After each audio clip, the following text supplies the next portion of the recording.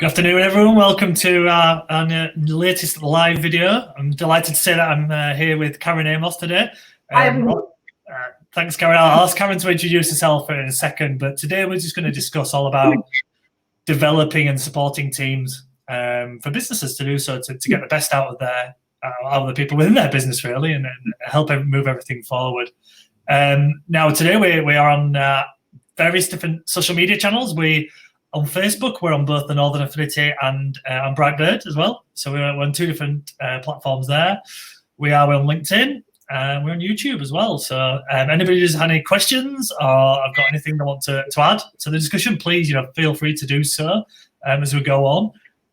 I've got a few questions to speak to Karen about first, but like I said, please do contribute if and when you can. So before we go on, Karen, do you want to just introduce yourself, who you are, what you do, and we'll go from there. Yeah, sure. Thanks, Michael. So I'm Karen Amos. I own BrightBird Coaching and Training. Basically, what I do is I work with under pressure managers, business owners, to build really positive and productive teams. So I work on the people part of the organisation. So whilst, yes, I always work in a strategic context, that's why we're there at the end of the day in the workplace, I actually concentrate on the people part. So those soft skills that people talk about that in practice are often the hardest thing that we have to do. So it's things like giving leaders less stress, more confidence, improving communication, well-being throughout the whole business and organisation, really. So that's everything from one-to-one and teamwork coaching to training, both online and my training platform. I do some face-to-face now, but as we were discussing earlier, most of the work I now do is online. I can get the same results for people in a much more effective way. Brilliant. Thank you very much, Karen. Now, I guess the kind of first and probably the most obvious question in this area at the moment is 2020 has seen a lot of changes forced upon us, maybe more than not. So how do you think kind of what's happened this year has changed the dynamics for teams and for businesses, for individuals, and the whole collective thing, really? Well, I think really in a lot of ways, this business as usual it's been thrown out of the window, hasn't it, really? And to be honest, rightly so. I think for many people, what they've actually seen, whilst we have all the challenges, have actually been lots of opportunities as well.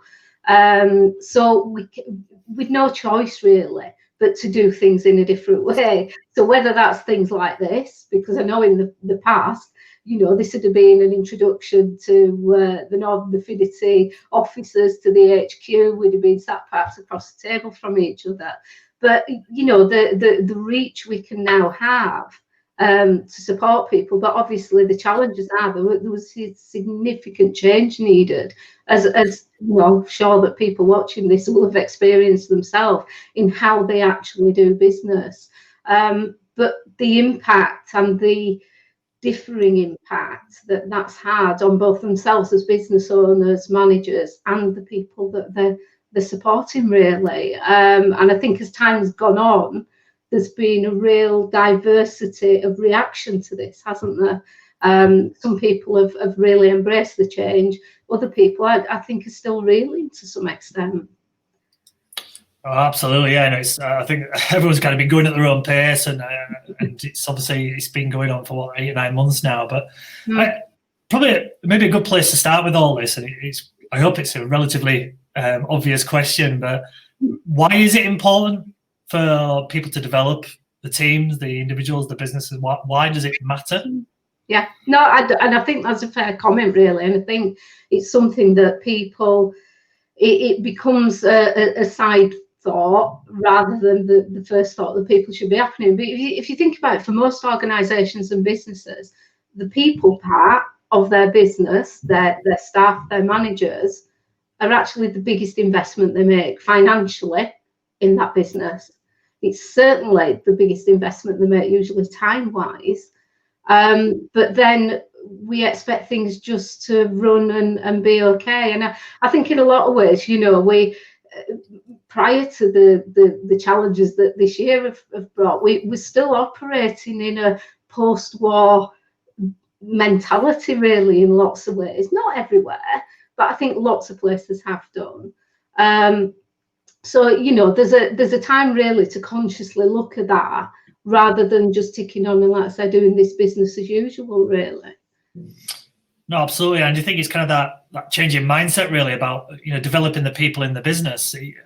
Maybe some businesses have seen their people as a burden more than anything else, where actually, you know, you have good people doing the right things. They are the key factor for driving most businesses forward. Yeah, and it is that back to that thing about seeing people as an asset, isn't it? As you said, rather than a liability or a burden. But you know, certainly the managers that I speak to, you know, the despair, the energy drain that they get from actually working with people, you know, is palpable, really. But if you're experiencing that as a manager and a business owner, how are your staff going to perform? How are they honestly going to perform at their best if that's how you feel about it? So it's really looking at ways that, like I said, this year has really brought it to the fore, but actually really grasping the opportunities to do things differently. And I genuinely believe, and this is, I guess, the ethos behind my business, is I genuinely believe people should not go to work and have to be unhappy, that they should consistently have bad days at work. It happens. I work for myself. You know, I've probably as much, if not more, control over my working day as you do, Michael, than anybody else. We still have bad days at work. It happens. But to consistently have that, I genuinely believe that there's a better way of doing it. Oh, absolutely. I think it's. I think just by identifying that happens is a thing. I've worked at places where you couldn't say you're having a bad day or you were struggling that day. It just didn't feel like the culture. I'm not no blame of any particular individual. It's just the culture is not right where it feels like that, and that's the big thing, isn't it? For people to say, "Look, I'm having a bad day. I'm struggling today. I need something," or whatever it might be, and that flexibility, which has maybe been missing previously. Well, it has. And again, I think it takes a situation like we've had with the COVID crisis to really bring that out at the fore. And I'll be honest, you know, at the beginning of this, I was talking to some people, just really contact, associate, friends, and the difference in experience that people were having with how their employers, how their managers dealt with this situation was just really amazing. I was said to people, remember how your boss has dealt with this. And when we get to the end of it, you're not going to jump ship now. People are just grateful to have a job quite often right now. But actually, really remember how your boss behaved towards you, towards everybody else right now, because that tells you about what sort of business it is, what sort of employer it is, and how much they actually value you. I think the sad part of it is that lots of businesses and managers and employers dealt with things in a way that they could have done a lot better, but actually it was lack of knowledge, it was lack of confidence, it was lack of experience that actually there was an alternative. And like I said, that we're back. I mean, some sectors are worse than others with this, but we're back to this almost Dickensian way of working that, you know, the manager's up at the front with a quill watching out over everybody. And those people really found it so stressful when their teams were working at home in the first lockdown in particular. And I've always said, why are you employing somebody you do not trust to do a good job? And quite often when I say that to people, it's the first time they've actually considered that as an issue. Well, absolutely. You know, that's their fault. There's something gone wrong there with the process, if that's how they feel. Now, we've had a great question in actually from Pete, which kind of follows on from that point, really, actually, really, really well. So great to see you talk about the opportunities over the last 9 months. Do you see businesses being more empathetic towards their employees going forward? You tested me there, Pete, with empathetic. What do you think, Karen? That word. Yeah, thanks for that, Pete. And I think it's a really good point. And again, I think there's an opportunity for people to be, and I think there's for businesses to actually see there's good business sense in doing that and really investing in their staff. And that doesn't mean just throwing more money at people, but actually opening up those channels of communication. I still think there's a danger for a lot of people. We've kind of got a light at the end of the tunnel now, and we think it's probably not another train coming. But actually, that some people are still ready to snap back to where they were. And I think some people will do that. But I think other businesses, what they've actually been able to do is test out lots of different models. So channels of communication have opened up. The word well-being is out there front and centre now, you know, and thank God that it is really. It's about time, and not just as an add-on or a little tick box, but people are actually realising that there's something to be gained again from investing both time and money in improving the well-being and maintaining the well-being of the teams, really. So I do think there have been a lot more discussions and dialogue going on than there were beforehand. I just hope we can keep that going on, really, and going forward. I agree completely, Karen. I mean, I'm a big believer, actually. One of the things that's going to come out of this in a bit more of the kind of medium term is that the best, basically the best people, one of the things they will expect moving forward is a more flexible work life, and that's not always about time. It's various things that go into that mix, but they'll expect more flexibility, and the businesses that don't offer that are going to lose the best people. And as we said right earlier, businesses are powered by their people, and I think it's really important that people start to think about and get that right as soon as they can. But I think there's a really good point that you made there, Michael, is about, you use the word invest. But actually, working flexibly does not necessarily cost anything. In fact, it can often be cheaper. But then you balance that and against the productivity. You know, so it's more of, you know, let's keep the outcomes in sight. What do we actually want to achieve here as a business? What are the outcomes? What are the outputs? I've often have a phrase when I work with people, a bit flippant, but to be honest, if it isn't illegal or immoral, I don't really care how people do things to achieve what they need to do. Because to be honest, I think by throwing that out and having that flexibility with people, they go on and work out the best way for them to do it, so long as that fits with your company culture and your way of doing things in general. Does it really matter? You've got a happier, more productive employee, and actually people who are willing to try out new ways of doing things that actually could improve the whole business or organization's productivity, not just one person's. You know, so actually not just that it doesn't have to be more expensive, but actually can end up saving you money. Oh, absolutely. Yeah, we all know recruiting staff and things like that is one of the most expensive things that happen to businesses. So kind of just speaking a bit more generally, I guess, that, you know, with the people you work with, what are the, should we say, challenges that leaders might experience when they're trying to build a team, or they're trying to support the team? Obviously you speak to people all the time in this area. What are you finding? Well, I think a lot of the challenges that are coming out, and certainly the people I'm talking about, is actually their own well-being. Because there are a lot of people out there, and there are some damn good leaders and really good managers and people who really care about their teams. But actually, people aren't so great about looking at themselves. So they'll look at the business part of things. They might see the sense, or even just ethically, around looking after the teams, but actually work themselves into the ground while they're doing it. So I think there's something about their own well-being, you know, taking into account as well their own productivity, how the well-being can impact that, that they really need to take into account. And I think for a lot of leaders and managers, and like I said, the ones who really do give a damn about their teams, tend to put themselves last. And my view is actually we shouldn't be putting anybody last. We all have equal value, really. So employees not less than anybody, but managers not less than anybody. And there are certain places that I've seen that, to be honest, you know, managers in particular, they've been like cannon fodder, really. Get out there and go and sort it out. And it's just not that simple, as we know. You know, in an ideal world, people would just get on with it. But we're not robots. We are people.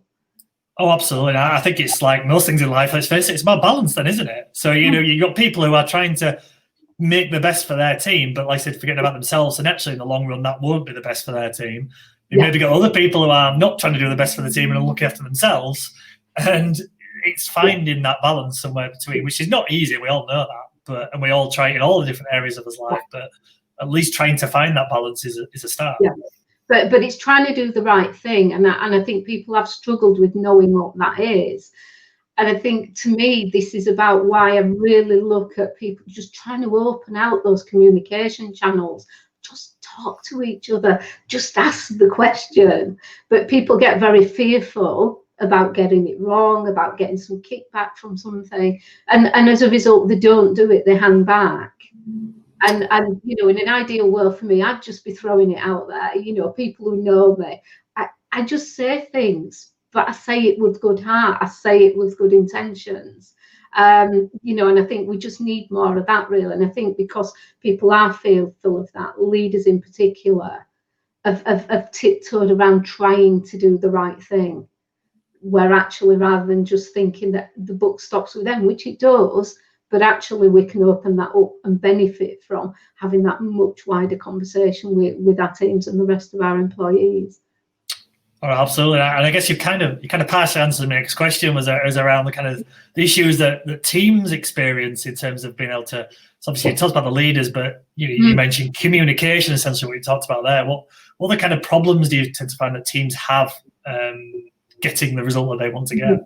I mean, at the moment, and we almost feel to be in this, I think, this transition period at the moment.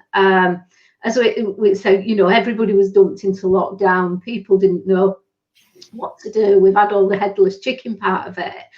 People are more accepting that, if I need to be at home or if I need to be in work, because, we have to accept there are a lot of people we're talking about here are not office-based, have to go into work, but some people don't for various reasons. So what we've now got are quite geographically dispersed teams.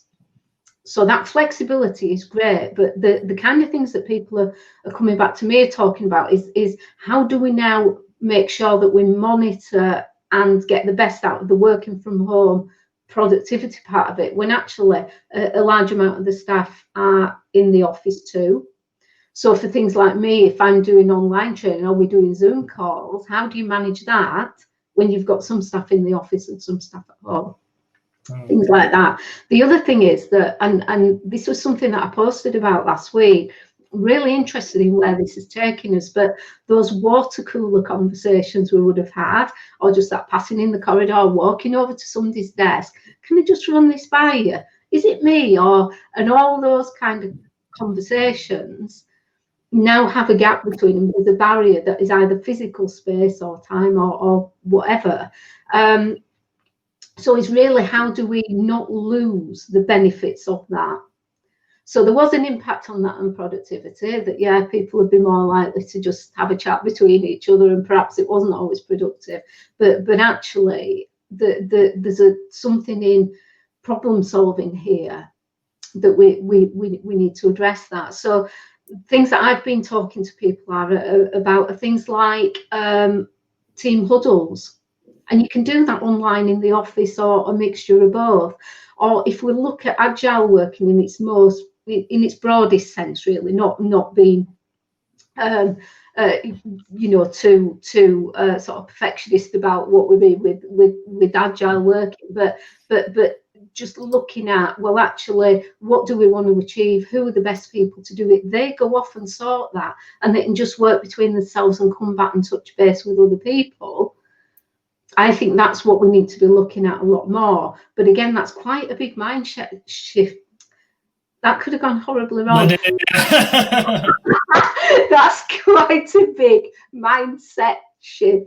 Thank you. For lots of organisations, though, they just haven't worked that way before, and staff teams haven't worked that way before either. And there's something about how do we support and maintain the confidence of people whilst we're doing that. And there might be a little bit more hand-holding from management in order for them to be able to do that initially. But once they've got the confidence from doing it, that is such a productive way of working. Why have 12 people in a meeting when you only need 2 who are doing the critical stuff? You know, and I do say to people, you know, why are we having meetings when actually an email would suffice? I think we just need to check back in on that, really. It's interesting you kind of talked about the water cooler discussions and things like that. I mean, I know a lot of places quite often have tried to, should we say, monitor people's activity. Obviously, you can't monitor someone having a chat over by the water cooler, but you can monitor instant messaging and various things between people.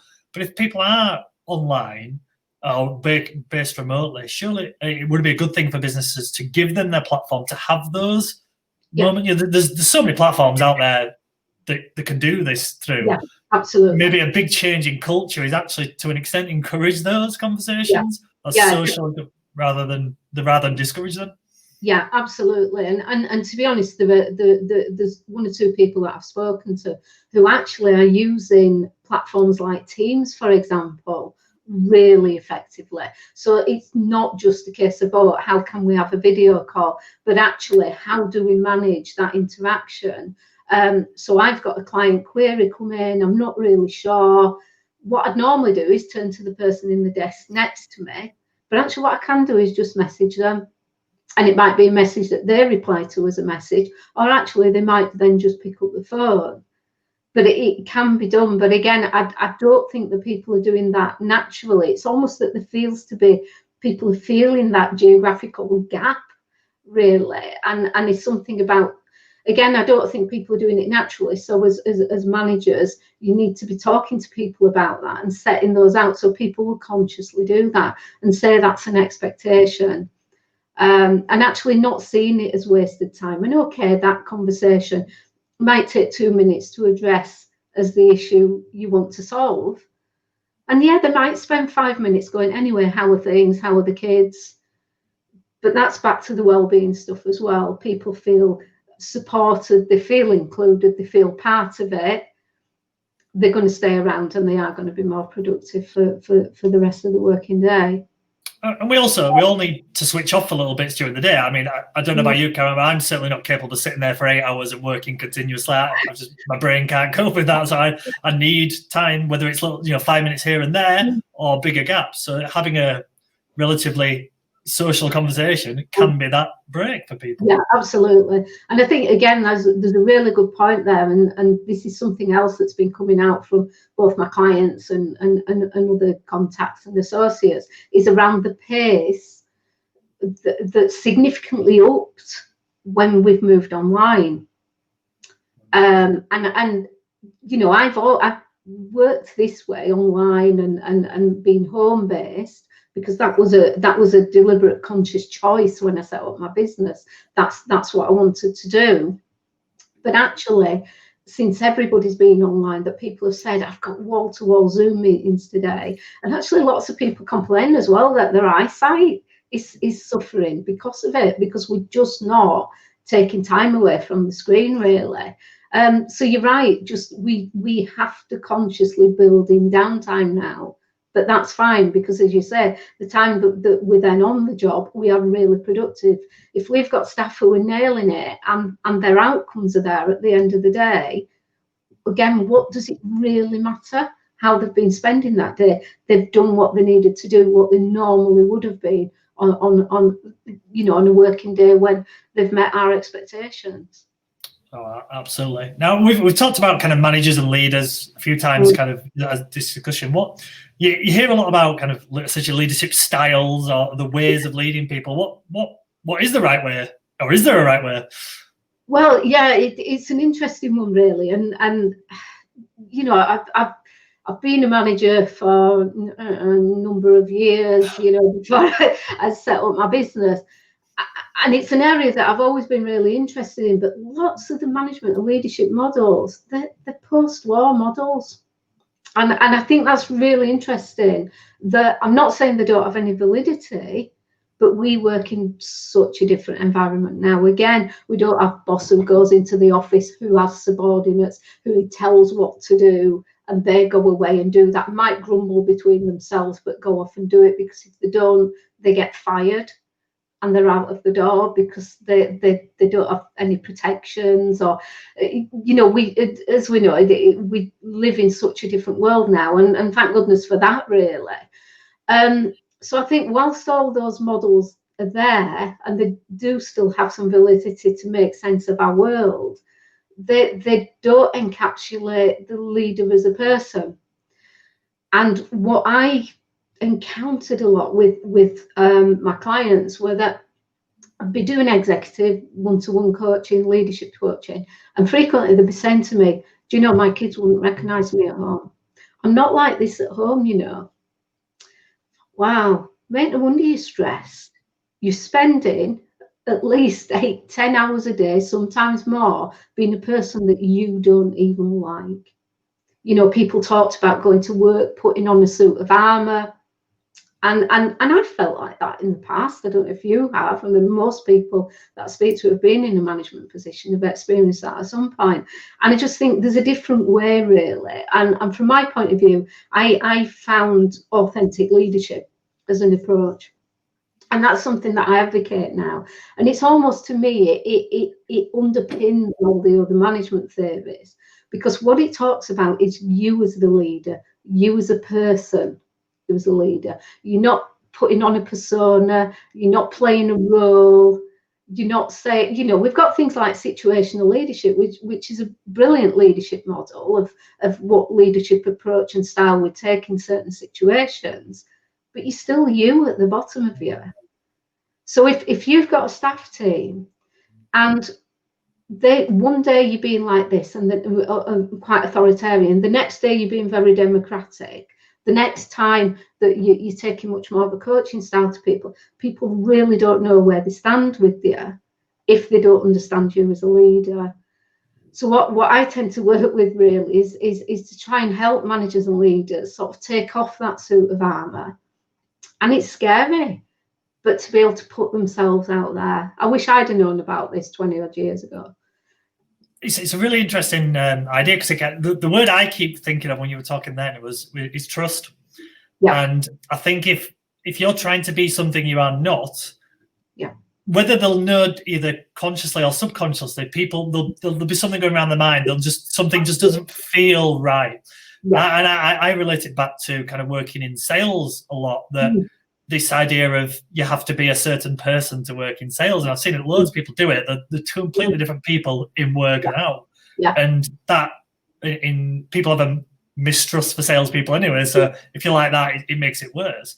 And I think it's just the same, really, same kind of concept as a leader. You can't. It's impossible to be somebody else 8 hours a day, 5 days a week. It's impossible. Yeah. And why would you be?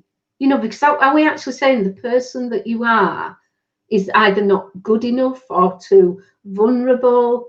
So if you're going into a place that you actually feel too vulnerable to be yourself, you have not created a safe working space that will encourage well-being and productivity. You know, and we've all had those managers and leaders we would follow to the ends of the earth.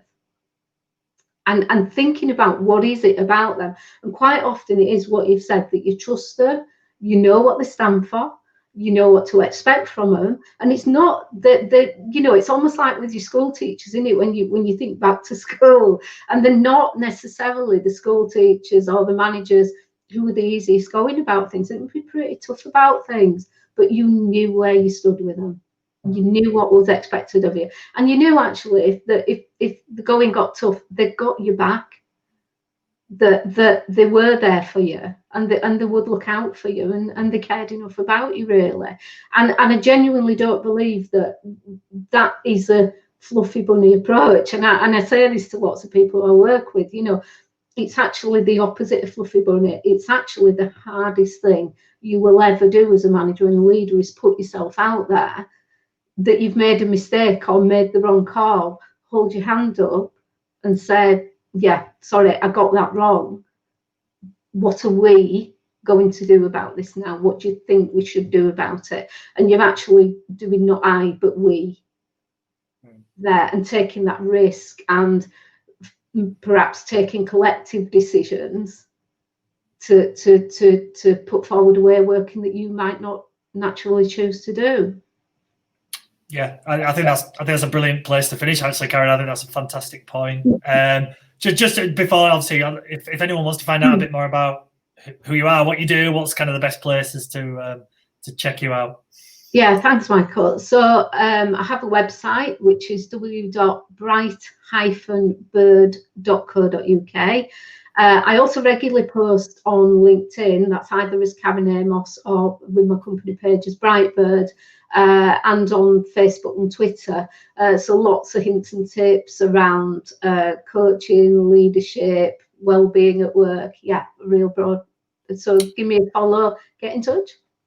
Brilliant, Karen. As I always say, if anyone can't find Karen for whatever reason, contact us. Obviously, we all know Karen's details. So, yes, thank you for that, Karen, and thank you for everyone watching.